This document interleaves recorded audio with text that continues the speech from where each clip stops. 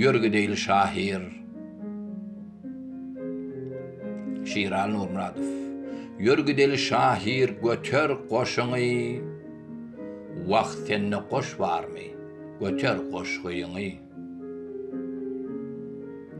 Öz ýylyňda dinlenmedik gadaly.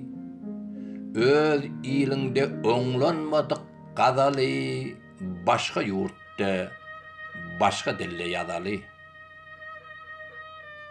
Dijeler tawlanyp içine sığman, yadan şığırın qalsın nişana degmen, biri zihinine dodok çevirse, hucubun, ıhlasın yele savursa, ya sen qalamını hocayın sırap, kâte yüzün, kâ yenkesin evirse, ya tutuş qoşqıyını zınsa qapdala, ya da setirlerini taşlasa soğurup, şeydip öldürseler ediz bäbegin, näçekdin, 9 ay götürüp doğurup.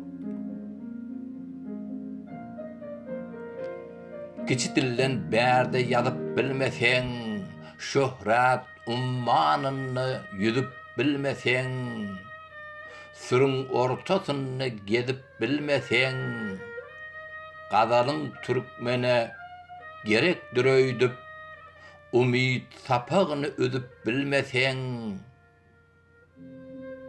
Ýörgideli Shahyr sorama nire, kim çeşme küýse ýar, kimse şor deňiz, goý kesilsin, goý zyňylsyn setirler, belki şolar bilen şahirdir biz.